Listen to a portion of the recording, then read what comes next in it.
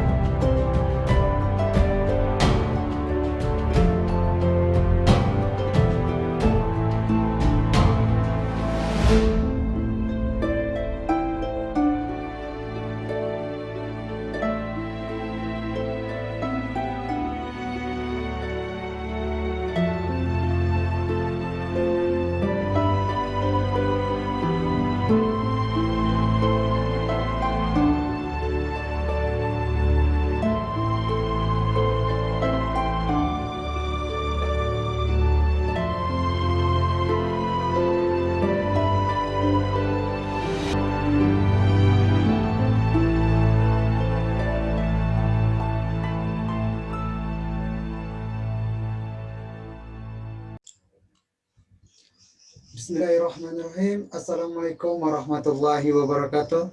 Apa kabar semua sahabat tutor? Saya harapkan semua sahabat tutor dalam keadaan sehat walafiat pada hari ini. Alhamdulillah sekali saya bertemu lagi dengan sahabat tutor. Sahabat tutor semuanya, terima kasih sekali atas feedbacknya. Sahabat tutor telah memberikan feedback yang baik kepada saya atas kuesioner yang sahabat tutor berikan. Terima kasih sebelumnya. Dan saya juga memahami banyaknya kekurangan atas penyampaian materi inisiasi saya kepada sahabat tutor. Tentunya ini akan menjadi iktibar bagi saya untuk selalu berintrospeksi diri dan selalu memperbaiki kualitas saya dalam menyampaikan materi. Sahabat tutor, sahabat saya, sahabat yang sangat-sangat sekali saya hormati sekali dan saya sangat kagumi sekali. Terkadang kita para tutor itu mengajari para mahasiswanya akan ilmu yang tutor pahami. Namun terkadang juga sahabat tutor, kita para tutor belajar juga dari para sahabat tutor sendiri, di mana kita juga mempunyai berbagai macam keahlian, berbagai macam kemampuan dan juga pengalaman. Jadi hal inilah yang terkadang kita saling sharing dan berbagi. Saya memang bukan yang terbaik, saya bukan orang yang pintar sekali, namun saya hanya saja lebih duluan mengetahui tentang ilmu manajemen keuangan ini. Mungkin sahabat tutor sudah mempraktekannya, atau sahabat tutor sudah terjun ke dalam dunia usaha, atau bahkan sudah menjadi seorang manajer keuangan. Tentunya sahabat tutor hanya untuk mempertajam bagaimana teori dan bagaimana studi-studi kasus supaya memperluas wawasan sahabat tutor terhadap mata kuliah manajemen keuangan ini. Sahabat tutor yang budiman, saya di sini sebagai tutor kalian pertama merasa senang dan juga merasa sedih. Kenapa hal itu terjadi? Karena senangnya saya merupakan bagian dari keluarga sahabat tutor semua. Kita selama 8 sesi, hampir 2 bulan, kita sudah berinteraksi, berbicara tentang ilmu manajer keuangan ini. Dan saya bisa berbaginya kepada para sahabat tutor semua. Tentu ini bukanlah perjalanan singkat bagi saya, tetapi ini adalah awal dari karir ataupun ilmu yang akan saya berikan kepada sahabat tutor. Tapi dalam hal ini jika saya mengalami atau memiliki kekurangan, saya minta maaf sekali sahabat tutor. Mungkin ini juga merupakan perjuangan saya untuk melakukan hal yang lebih baik lagi dan lebih yang terbaik lagi untuk ke depannya. Sahabat tutor, sedihnya saya yaitu kita sudah sampai di sesi terakhir, yaitu sesi ke-8. Ini adalah sesi di mana kita bertemu di materi, di mata kuliah manajemen keuangan ini, sahabat tutor. Ini adalah mata kuliah peminatan di mana para sahabat tutor rata-rata sudah banyak yang sudah mau tamat atau mau sidang.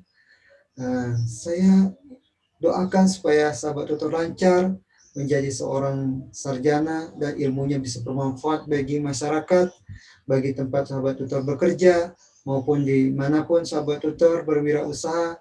Ilmu ini akan menjadikan nilai tersendiri bagi sahabat tutor dan pahala bagi kita bersama. Sahabat tutor, sebelum saya memulai sesi 8 ini, saya ingin menerangkan satu lagi untuk menegaskan tujuan dari mata kuliah ini. Karena dari feedback sahabat tutor, banyak masih bingung kemana sih arahnya mata kuliah manajemen keuangan ini. Oke, di mata kuliah manajemen keuangan yang terakhir ini, saya akan mencoba untuk memperjelaskan lagi bahwa manajemen keuangan adalah bagaimana kita menjadi seorang manajer keuangan. Bagaimana kita memahami aktivitas keuangan dari awal sampai akhirnya sehingga digunakannya untuk apa dan jadilah memberikan nilai plus atau nilai perusahaan kita yang semakin meningkat. Bagaimana caranya? Yaitu bagaimana kita memanage planning keuangan yang akan kita lakukan melalui anggaran, lalu kita menilai keuangan itu seperti apa nilai keuangan sekarang dan seperti apa prediksi nilai keuangan ke depan. Lalu kita pergunakan sahabat tutor uang yang tadi atau sumber dana yang tadi kita gunakan untuk investasi. Investasi itu kita mengenal ada nama investasi real dan non-real. Real itu yang kita pahami sebagai investasi proyek ataupun kegiatan-kegiatan real yang properti ataupun dagangan. Namun ada juga investasi yang bersifat non-real, yaitu investasi terhadap saham atau sekuritas. Tentunya untuk menilai bagaimana investasi yang kita lakukan ini supaya aman dan memberikan keuntungan kepada perusahaan kita, tentunya hal ini adalah menjadi tugas seorang manajer keuangan dalam penyampaian informasi terhadap nilai perusahaan tersebut. Jadi bagaimana melihatnya? Yaitu dengan mempelajari rasio-rasio keuangannya melalui laporan-laporan keuangan yang telah disediakan oleh tempat di mana kita akan berinvestasi. Sahabat tutorku, disinilah juga kita belajar terkadang namanya sumber dana itu tidak semata-mata hanya dari modal kita sendiri, tapi juga terkadang kita bisa juga berhutang. Berhutang kita kepada kreditur. Namun di sini dalam kita berinvestasi tentunya kita ada pengorbanan dan pemanfaatan. Apakah pengorbanan kita lebih besar daripada manfaatnya atau manfaatnya lebih besar daripada pengorbanan kita? Tentu ini akan menjadi penilaian kita dan bagaimana kita menyampaikan kepada para investor atas prospek dari investasi yang akan kita tanamkan ke dalam satu saham ataupun proyek tertentu. Jadi sahabat tutor, dalam kita memahami kapan kita harus berinvestasi dan kapan kita harus keep untuk tidak berinvestasi, kapan kita harus melakukan aktivitas dengan menggunakan modal sendiri ataupun kita meminjam dana ke kreditur. Tentunya kita akan menghitung nilainya, apa pengorbanan kita dan apa manfaat kita. Yang mana lebih menguntungkan? Apakah kita akan mengeluarkan saham kita, lalu kita mendapatkan dana segar, atau kita mencari kreditur supaya kita mendapatkan sumber dana yang lainnya di luar dari kita menjual saham kita. Tentunya ini akan menjadi pertimbangan kita sebagai manajer keuangan, yang mana hal yang lebih menguntungkan. Tujuannya apa sebetulnya? Untuk mesejahterakan para investor kita dan meningkatkan nilai perusahaan kita. Itulah tujuan dari manajemen keuangan ini. Oke, sahabat tutor, karena kita udah sesi ke-8 ini, kita akan memulai dengan membaca basmalah. Bismillahirrahmanirrahim. Saya harap sahabat tutor tetap fokus terhadap mata kuliah terakhir kita. Baik sahabat tutor, tetap semangat, stay fokus sahabat tutor.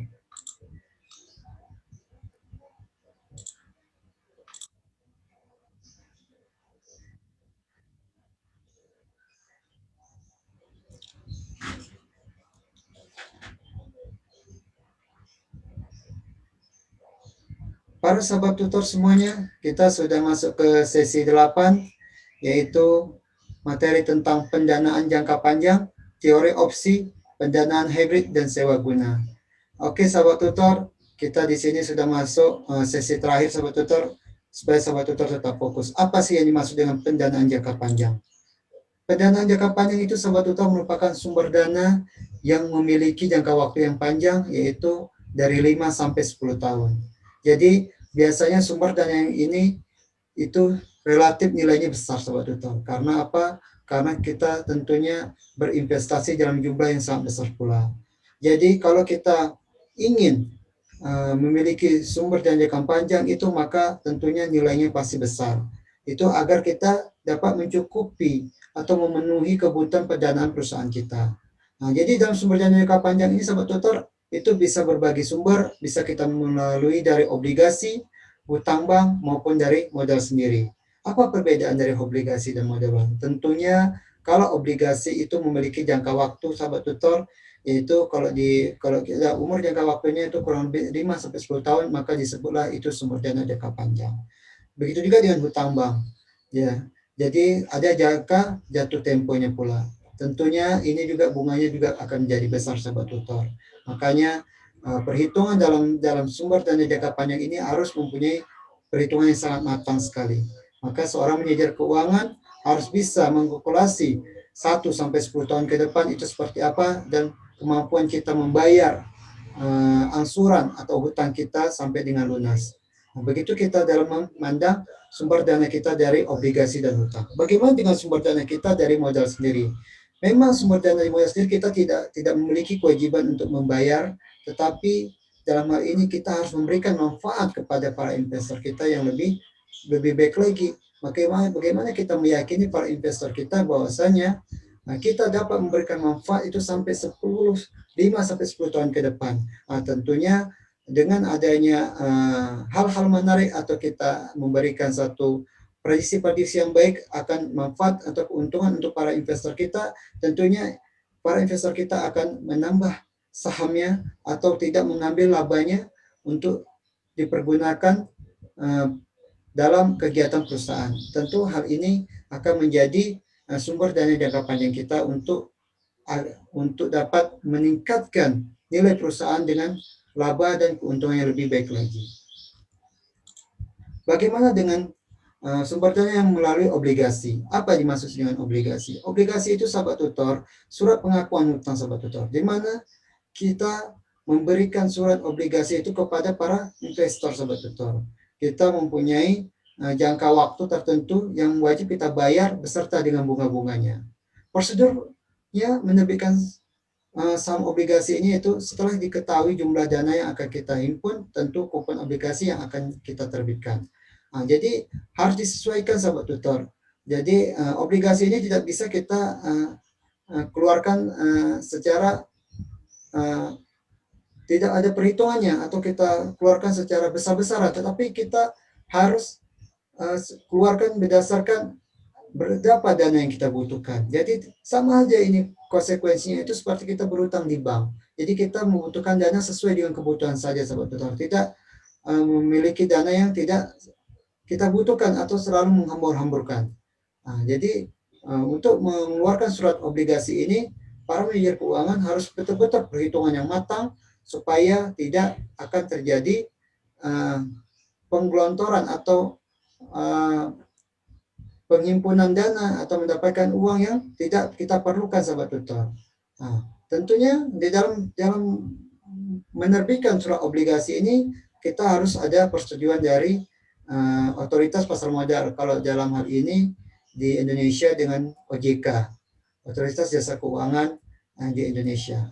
Yang ketiga itu kita organisir public expose untuk menjelaskan maksud dan tujuan dan prospek investasi yang akan dibiayai dengan obligasi tersebut.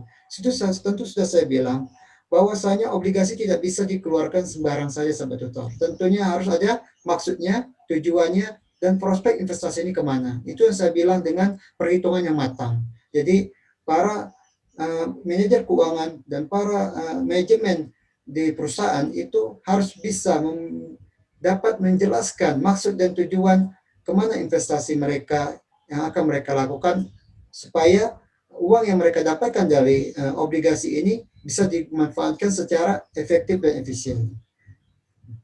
Terus hubungi perusahaan sekuritas untuk menjamin dan menjadi agen penjual obligasi. Itu sudah menjadi aturan, sahabat tutor, di zaman sekarang ini.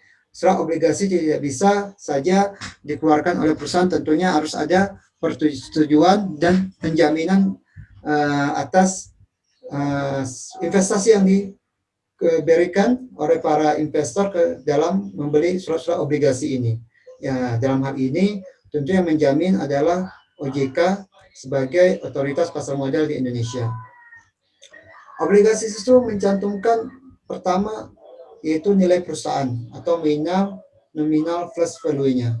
Ya, jadi nilai pelunasannya seperti apa, terus yang jangka waktunya juga jelas, terus bunga yang akan dibayarkan, terus berapa kali dalam 1 tahun bunga tersebut dibayarkan. Ini sama saja seperti kita berhutang di bank, sahabat tutor. Tentunya ada nilai hutangnya berapa, terus ada punya jangka waktu atau jatuh temponya, begitu juga dengan bunga yang harus kita bayarkan.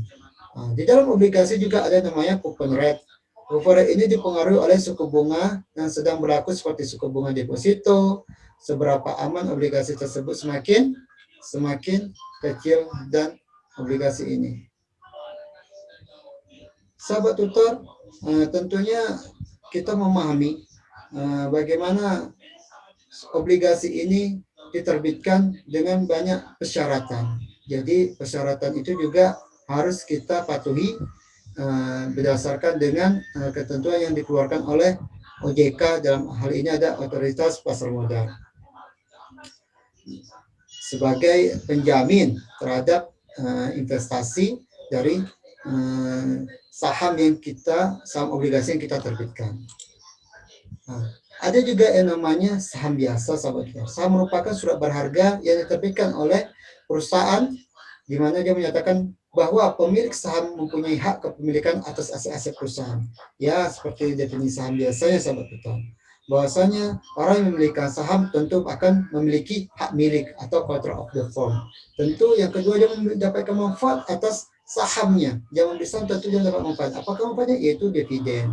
Dividen merupakan bagian dari laba perusahaan yang dibagikan kepada para pemegang saham, sahabat kita. Ya, begitu juga dengan capital gain. Orang yang memiliki saham tentu mempunyai hak untuk menjual. Ya, dari selisih jualnya itu dari harga beli, tentunya akan menjadi keuntungan para pemegang saham. Ya, sahabat tutor.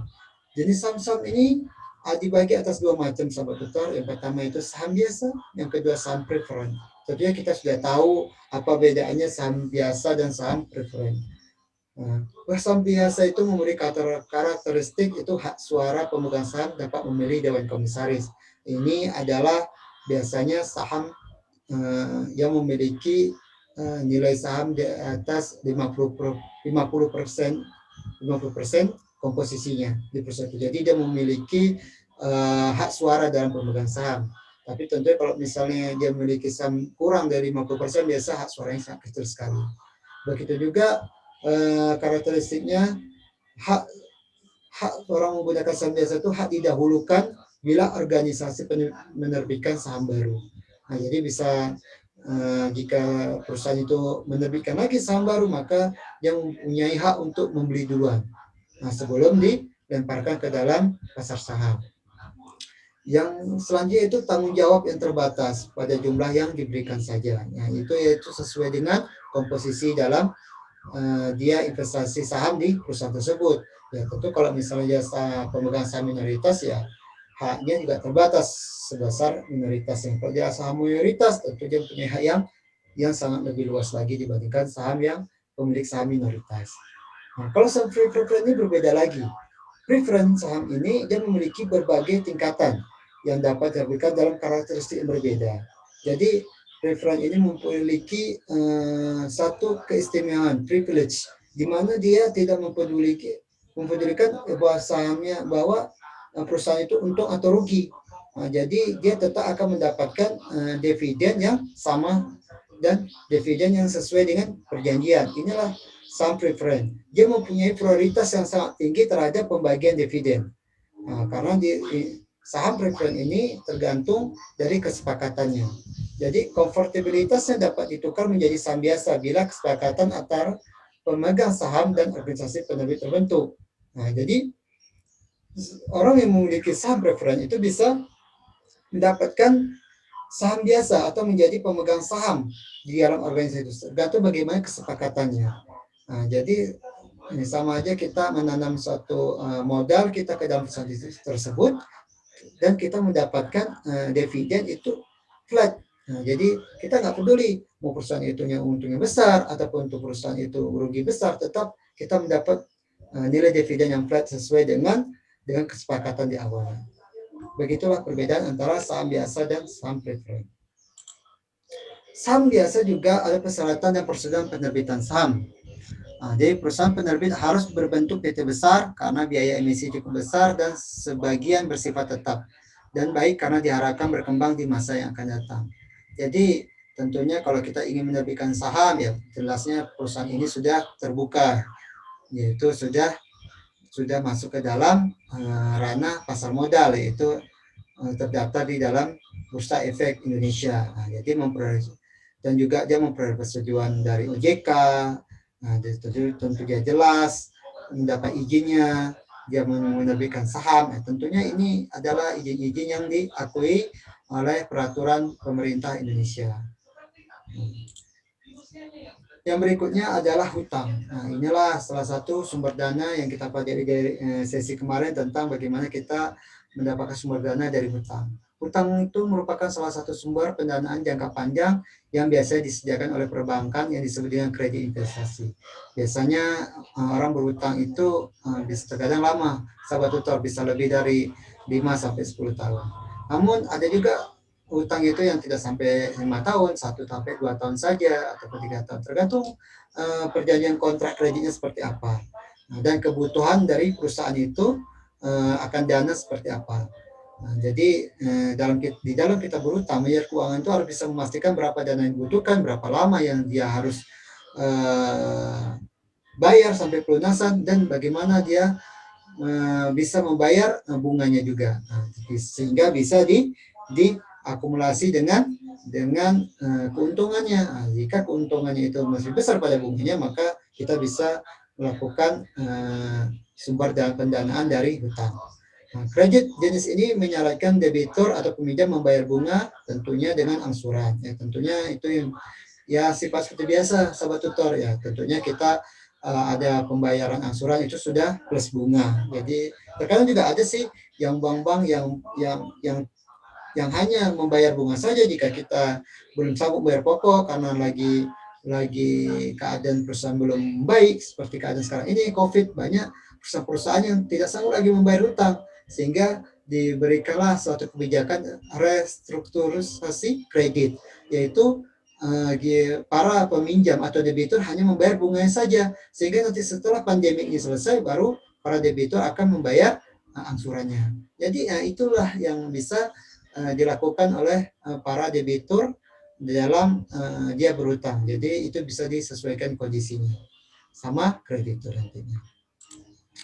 Nah, di dalam pendanaan jangka panjang, di dalam berhutang, dalam saham, tentu ada teori yang harus kita pelajari, yaitu teori opsi atau option pricing theory. Teori opsi adalah merupakan hak hak seorang pemegang saham, dia mau membeli atau menjual sahamnya pada waktu tertentu. Nah, jadi seorang pemegang saham itu punya hak option.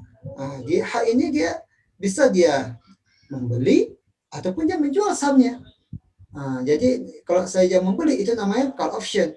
Kalau dia menjual berarti namanya put option. Nah, di dalam teori option itu ada dua dalam jenis berdasarkan pelaksanaannya. Itu pertama American option dan European option.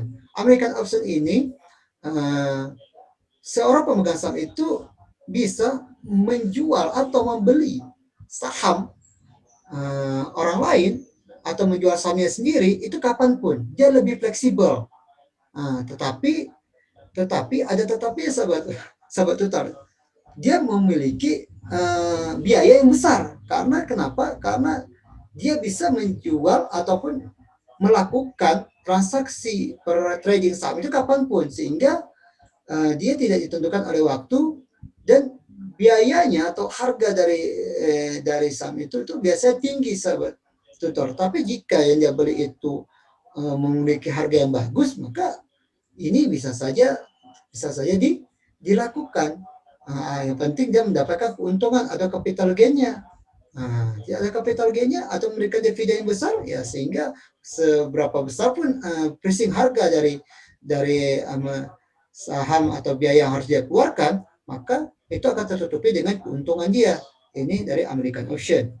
Kalau European option, di mana tuh si pemegang saham itu bisa melakukan menjual atau membeli saham itu di waktu tertentu, sahabat. Dalam hal ini di waktu-waktu yang mendekati kadaluarsa atau di akhir-akhir. Dia kurang fleksibel, sahabat, dibandingkan American option. Tetapi harganya atau biayanya bisa lebih murah, sahabat. Nah, itulah kelebihannya, kekurangannya. Model penentuan harga option ini adalah binominal option pricing model yang memerlukan penaksiran dua harga underlying aset dari opsi tersebut dengan probabilitas yang sama pada saat exercise date. Maksudnya bahwa bila ada dua kesempatan investasi yang memberikan hasil investasi yang sama, maka kedua investasi tersebut harus mempunyai nilai yang sama. Nah, itu seperti saya bilang tadi, kalau misalnya seorang pemegang saham menggunakan American option, mereka itu mempunyai waktu yang tidak dibatasi. Mereka kapanpun mereka bisa melakukan transaksi trading. Jadi yang penting harga penaksiran harga underlying asetnya atau harga yang sesuai asetnya itu bisa tercover dengan keuntungan yang mereka dapatkan. Jika misalnya harga di atas besok nanti harganya 100, sekarang murah harganya jadi 90 rupiah. Sedangkan dia dikasih harga untuk besok 1 tahun depan 100 juga. Tentu kalau dia menggunakan American option, dia akan ambil sekarang. Lebih baik dia ambil sekarang dengan harga 10 rupiah daripada dia ambil nanti tahun depan harga 100 rupiah. Jadi dia bisa memanfaatkan namanya exercise date. Exercise date itu suatu kesepakatan yang diambil kapanpun dia melakukan transaksi trading saham. Sementara model penentuan harga option Black-Scholes model ini lebih kepada penggunaan dari option Eropa. Jadi dia penggunaannya itu tanggal-tanggal di akhir, dia mengikuti kesepakatan. Jadi dia kurang fleksibel, dia mengikuti kesepakatan awal bahwasanya dia bisa melakukan trading saham, jual atau membeli di masa akhir-akhir kadaluarsa dari perjanjiannya. Dia tidak bisa melakukan kapanpun, jadi dia kurang fleksibel. Tapi biasanya orang menggunakan Black-Scholes model ini itu biayanya lebih murah dibandingkan binominal option pricing model. Jadi apa-apa saja faktor mempengaruhi nilai opsi itu. Pertama itu harga aset saat ini. Ya, tentunya kita melihat jika memang harga aset saat ini lebih kecil dibandingkan aset ke depan, tentunya kita akan membeli. Kita bisa menjaga momentum trading, atau kita bisa melihat tren positif. Tren positif bahwa ya harga murah saat ini ke depan bisa meningkatkan nilai asetnya, atau ke depan akan menjadi untung bagi kita. Itu bisa kita melihat, itu faktor-faktor yang mempengaruhi. Yang kedua itu adalah harga exercise. Harga exercise itu harga yang sudah disepakati. Nah, tentu harga yang sudah disepakati ini adalah orang memiliki perjanjian-perjanjian terhadap saham yang mau dibeli. Contoh seperti orang pemilik saham preferen, dia memiliki harga yang disepakati jika dia melakukan penanam saham preferen, maka dia bisa memiliki saham biasa jika dia menanamkan investasinya sekian tahun ya. Jadi itu juga akan mempengaruhi nilai opsi kita dalam harga saham. Yang berikutnya itu tingkat bunga bebas risiko. Ya, ini di dalam kita menanamkan modal di berinvestasi pendanaan di hutang. Jadi kalau di hutang itu ada yang namanya tingkat bunga. Ya, tentunya kita akan mencari tingkat bunga yang bebas risiko. Ya, begitulah namanya juga pengusaha. Ya, tentu akan mencari bunga yang rendah, yang risikonya rendah. Terus opsinya berikutnya adalah jangka waktu dan akan jatuh tempo. Ya, itu jelas. Tentu jelas bahwasanya jangka waktu yang panjang akan memberikan fleksibilitas terhadap para manajemen dalam melakukan pembayaran. Begitu juga dengan dia melakukan berhutang kepada kreditur. Kan tentu ada jangka waktu. Semakin jangka waktunya panjang, itu akan dia menentukan bisa melakukan leluasa lah di dalam melakukan pembayaran, agak sedikit ringan. Tapi tidak semua jangka waktu panjang itu memiliki sisi positif, sisi negatifnya ada juga. Tentunya tingkat bunga juga akan disesuaikan karena risikonya juga akan tinggi. Jadi perlu kita pahami juga, biasa jangka waktu ini dan akan jatuh tempo itu lebih melekat kepada kita berhutang di sisi kita sumber pendanaan dari berhutang. Yang kelima yaitu volatilisasi harga saham. Volatilisasi harga saham tentu para sahabat tutor sudah tahu, yaitu fluktuasi yang begitu signifikan. Fluktuasi yang begitu signifikan, harga saham yang terlalu tinggi, harga saham yang terlalu turun, itu juga akan mempengaruhi opsi kita di dalam menjual atau membeli saham. Jadi tentu itu akan mempengaruhi nilai-nilai opsi. Dalam hal ini kita juga belajar tentang bagaimana sumber pendanaan dari hybrid. Apa yang maksud sumber pendanaan dari hybrid? Itu merupakan pendanaan yang mempunyai karakteristik utang dan juga ekuitas seperti saham preferen, waran, obligasi, konversi. Jadi dia memiliki angsuran harus yang dibayar. Jadi kalau kita berutang ya kita kan memiliki angsuran tiap bulan dibayar. Berapa angsurannya, baik itu flat maupun itu fluktuasi mengikuti bunga bank. Tentunya ini disebut dengan pendanaan hybrid. Jadi pendanaan yang punya karakteristik seperti hutang. Kalau di dalam ekuitas itu saham preferen, ya kita memang saham ya seperti yang saya bilang, dia memiliki dividen yang tetap, dia tidak dipengaruhi oleh persen itu melaba atau merugi, apapun dikurangi pajak, yang penting dia dividennya itu dia dapatkan sesuai kesepakatan setelah dikurangi pajak. Jadi dia tidak peduli itu, jadi angkanya akan tetap. Waran merupakan hak untuk membeli saham dengan harga tertentu pada waktu tertentu. Sering dipergunakan sebagai pemanis agar obligasi yang terbitkan oleh perusahaan diminati oleh para pemodal lainnya, semacam ya kalau memang ini kenyataan ini sebagai iming-iming lah. Kalau itu kita memberikan keyakinan supaya orang atau para investor itu mau membeli surat utang kita, obligasi kita, yaitu dengan kita memberikan pemanisnya lah, manfaatnya. Jika nanti dia mau membeli saham obligasi kita, waran, nanti kita akan terbitkan saham biasa untuk dia. Kita akan jadikan dia sebagai pemilik saham permanen. Seperti itu. Jadi ada pemanisnya. Jadi ada kesepakatan yang akan kita berikan kepada para calon investor kita. Yang berikutnya itu adalah obligasi konversi, merupakan obligasi yang dapat dikonversi atau diubah menjadi saham biasa. Ya, itulah seperti tadi saya bilang, yang tadi kita berikan pemanis tadi kepada para calon investor kita agar membeli obligasi kita yang bisa dikonversikan nantinya sekian waktu, sekian tahun akan diubah menjadi saham biasa. Yaitu semuanya adalah strategi di dalam kita menerbitkan saham obligasi agar obligasi kita cepat laku dan diminati oleh para investor.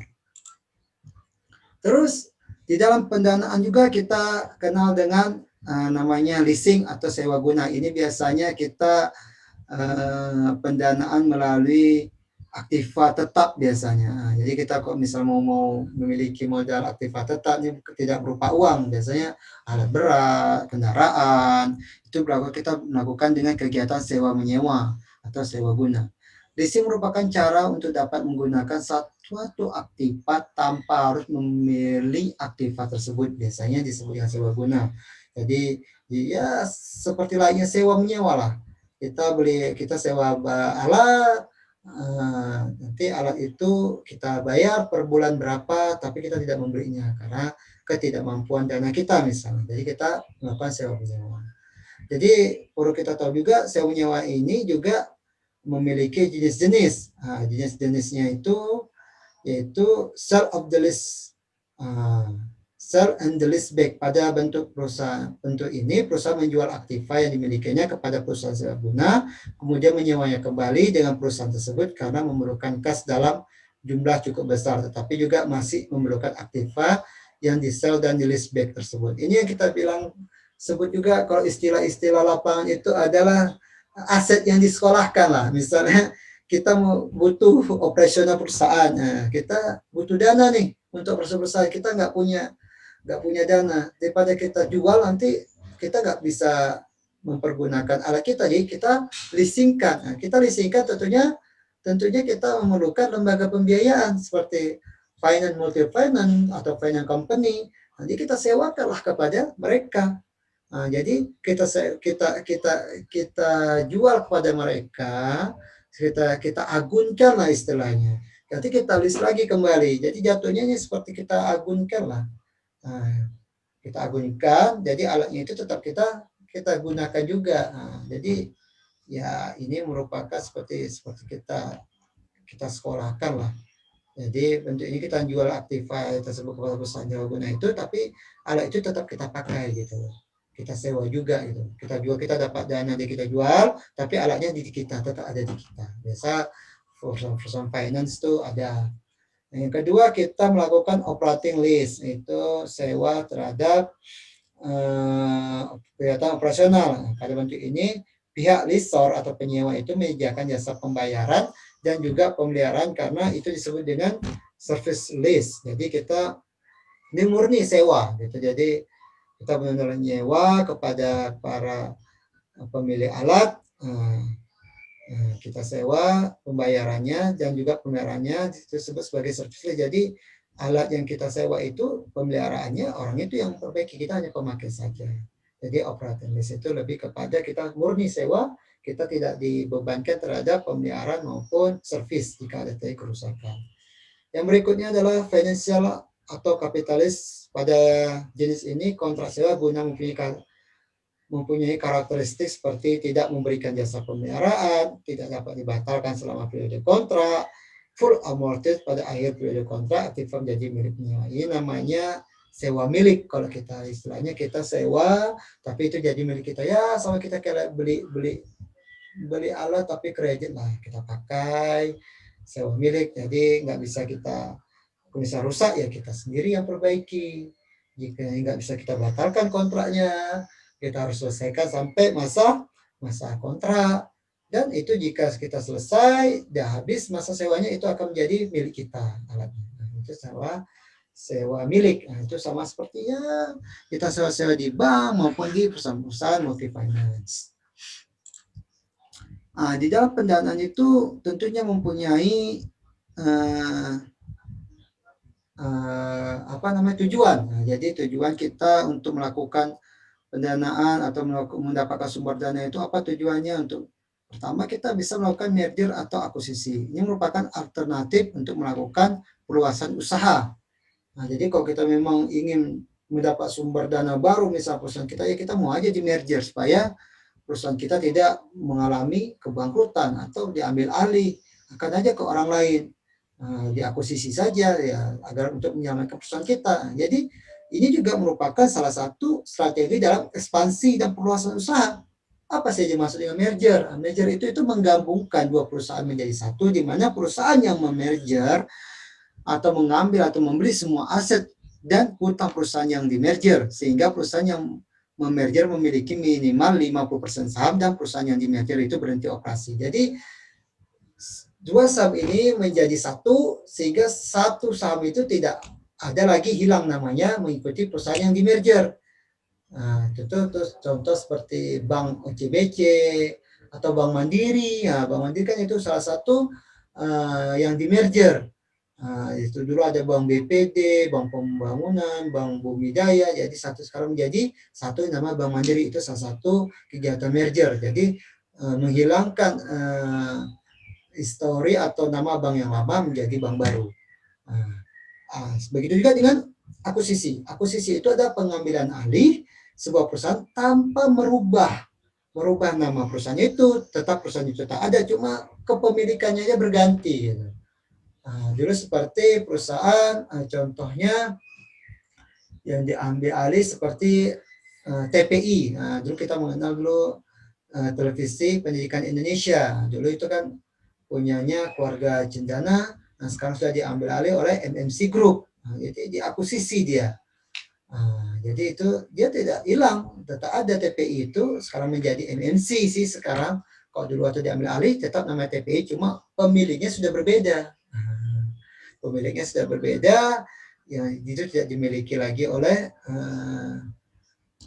perusahaan dari keluarga Cendana. Begitu juga seperti perusahaan Aqua. Dulu Aqua yang pemilik perusahaan Aqua dulu adalah orang Indonesia. Sekarang perusahaan Aqua sudah diambil alih, Aquanya tetap ada. Sekarang diambil oleh perusahaan Prancis, PT Danone. Danone itu yang mengambil alih perusahaan Aqua. Padahal perusahaan Aqua itu dulunya milik orang Indonesia dan perusahaan Indonesia. Tapi sudah diakuisisi. Motifnya apa?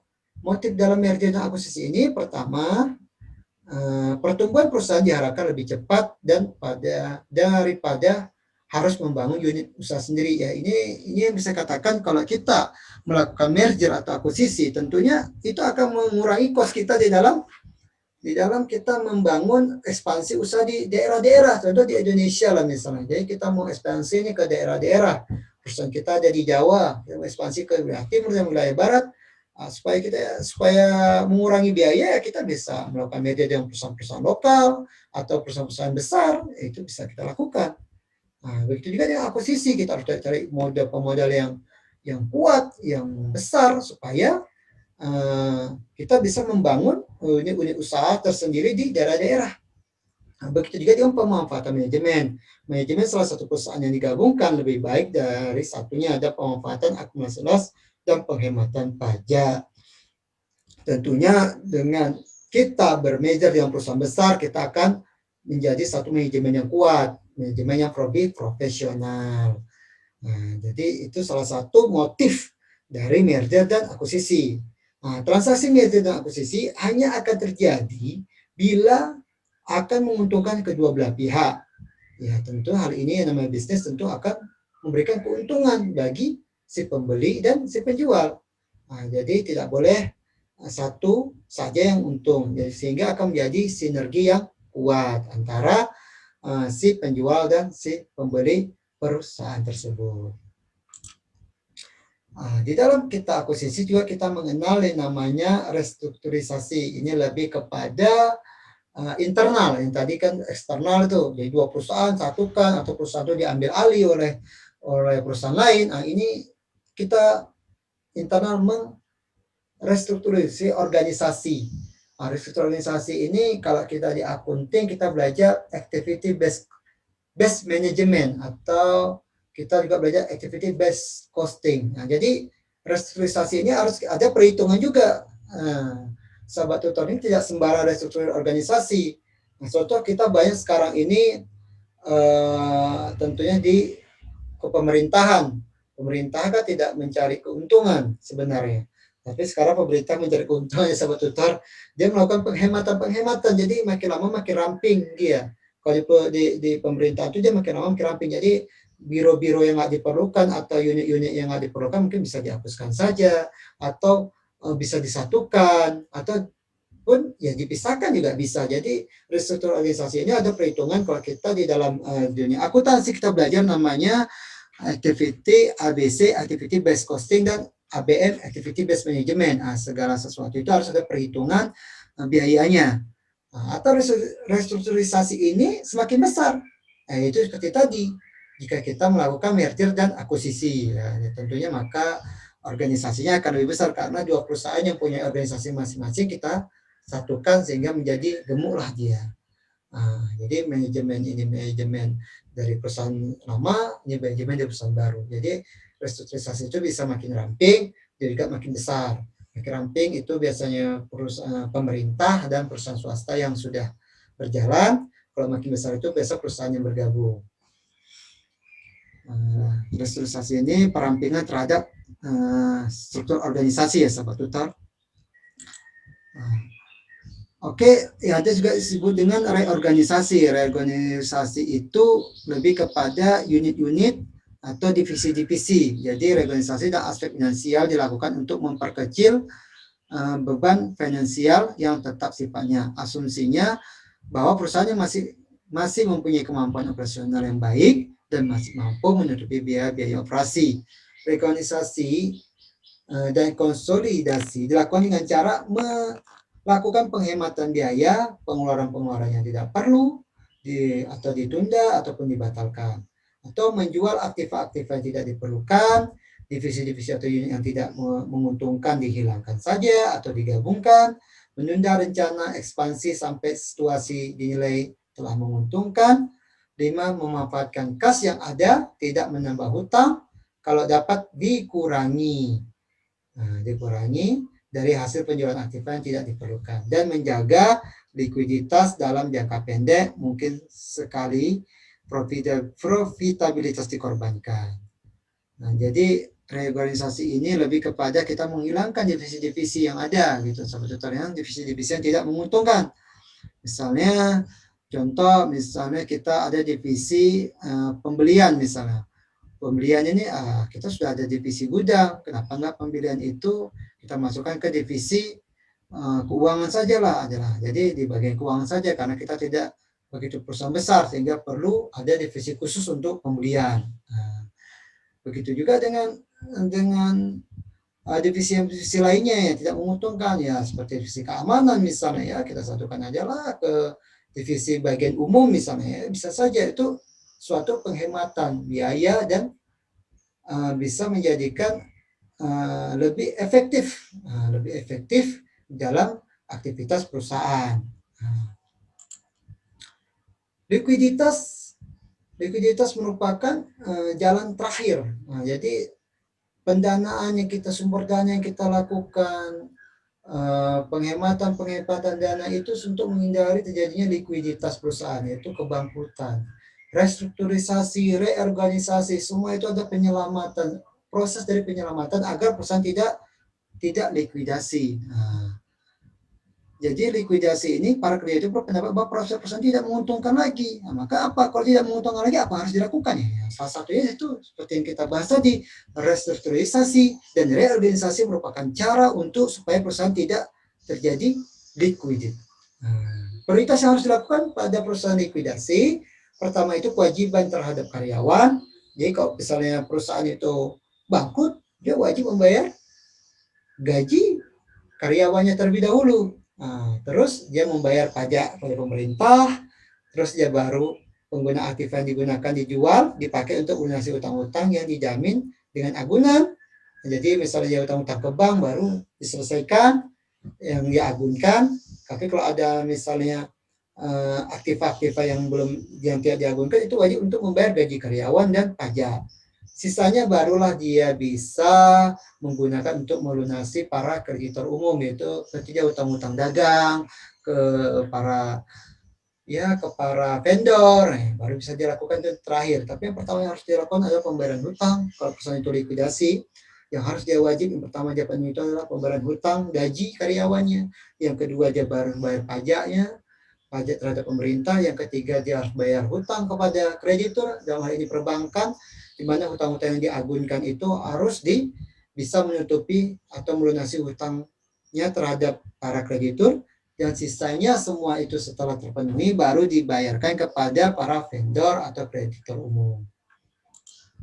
Baiklah sahabat tutor, terima kasih telah menonton video ini. Kita sudah masuk sesi 8, sesi terakhir. Tentunya kita akan menghadapi diskusi. Seperti biasa sahabat tutor, diskusi kita kali ini di sesi 8 ini saya akan memberikan kisi-kisi. Ini akan menjadikan budaya saya, ini akan menjadikan ciri khas saya di dalam menjadi tutor di UT ini. Jadi agar memberikan manfaat kepada sahabat tutor semua. Kenapa saya memberikan kisi-kisi ini? Agar para sahabat tutor itu bisa memahami materi ini dengan baik dan bisa menjawab diskusi dengan baik pula sahabat tutor. Saya hanya mengharapkan itu. Percuma jika saya menerangkan sahabat tutor kurang paham, setidak atau seminimal mungkin kalau sahabat tutor tidak paham, sahabat tutor bisa menjawab diskusi atau pertanyaan diskusi sehingga sahabat tutor mendapatkan nilai yang baik, dan sahabat tutor juga bisa memahami setidaknya apa sih yang kita diskusikan inilah, minimal itu sahabat tutor. Baik, sahabat tutor, saya akan memberikan kisi-kisi diskusi sesi 8 ini mengenai jelaskan apa saja faktor yang mempengaruhi nilai opsi. Nah, tadi kan kita sudah ada tuh di slide kelima atau keenam itu tentang teori option tadi. Nah, jadi faktor-faktor yang mempengaruhi nilai opsi ini, pertama itu adalah harga aset. Nah, saya sudah jelaskan tadi ya, bagaimana harga aset itu bisa mempengaruhi para pemilik saham untuk melakukan trading, menjual beli asetnya. Yang kedua yaitu harga exercise, ya, harga yang sudah disepakati sama tutor. Yang ketiga tingkat bunga yang bebas resiko. Ya, tentunya kalau dia di sisi kita yang para investor yang mendapatkan sumber pendanaannya dari kreditur, tentu kita akan dipengaruhi oleh tingkat bunga dan risiko. Yang keempat jangka waktu, ini juga masih berhubungan sumber dana dari hutang. Yang kelima adalah volatility, harga saham, yaitu fluktuasi yang signifikan antara harga saham turun maupun harga saham naik. Jadi fluktuasi yang signifikan. Jadi para sahabat tutor tidak hanya bisa mengetahui faktornya, tapi sahabat tutor bisa menjelaskan. Karena pertanyaan ini kan menjelaskan sahabat tutor. Tolong sahabat tutor jelaskan. Dan ini banyak sumbernya. Sahabat tutor bisa tadi di sebelumnya saya sudah menjelaskan juga gambaran besarnya. Kalau sahabat tutor playback kembali, itu ada penjelasan saya tentang faktor-faktor yang mempengaruhi nilai opsi ini. Jadi di sini sahabat tutor menjadikan diskusi ini sebagai nilai terakhir sahabat tutor, dan saya mengharapkan sahabat tutor tidak hanya menjelaskan saja, saya harapkan sahabat tutor dapat mengambil nilai tertinggi di diskusi terakhir ini dengan memberikan contoh sahabat tutor. Maka sahabat tutor yang tidak hanya menjelaskan saja, tapi cepat dan dapat juga memberikan contoh, itu akan mendapat nilai yang tertinggi. Jadi contohnya juga harus relevan sahabat tutor. Sahabat tutor bisa cari di sumber pengayaan baru, di materi inisiasi di modul kita juga ada. Jadi berikanlah sahabat tutor contoh-contoh yang original sahabat tutor. Kalau bisa yang original, sahabat tutor yang sudah bekerja ataupun sahabat tutor yang lagi usaha bisa memberikan yang lebih original lah. Tidak textbook, apalagi melakukan plagiat terhadap teman sendiri. Itu sangat berbahaya sekali sahabat tutor. Jangan lakukan plagiat sahabat tutor. Kejujuran adalah modal utama kita sebagai seorang manajer keuangan. Karena trust merupakan modal yang tidak bisa kita gadaikan atau modal yang tidak bisa kita perjualbelikan kepada orang lain, karena trust merupakan kepercayaan yang tidak ada nilainya sahabat tutor. Oke sahabat tutor, demikianlah sesi terakhir saya sahabat tutor. Mohon maaf sekali jika saya mempunyai salah-salah kata, sahabat tutor masih kurang berkenan, ataupun sahabat tutor masih belum pahami, kita masih bisa ketemu lagi nanti di materi-materi kuliah lainnya. Jika memang ada kesempatan saya atau sahabat tutor punya kesempatan untuk bisa chatting, saya akan berusaha untuk coba untuk membantu sahabat tutor di dalam mata kuliah yang lainnya. Ini merupakan pengabdian saya kepada para sahabat tutor semua, karena kalian bukanlah mahasiswa atau mahasiswi saya, kalian adalah sahabat saya. Maka sesama sahabat kita akan saling tolong menolong sahabat tutor. Demikian sahabat tutor, sedih rasanya saya berpisah sama kalian. Sungguh senangnya saya bagian dari keluarga besar Universitas Terbuka ini. Mohon maaf jika saya ada kesalahan kata. Bila taufiq wal hidayah. Assalamualaikum warahmatullahi wabarakatuh. Tetap semangat, sukses selalu buat kalian semua. Be smart, be kreatif. Goodbye sahabat tutor, sampai jumpa. Assalamualaikum.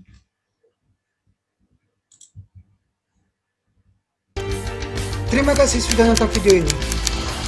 Be smart, be creative.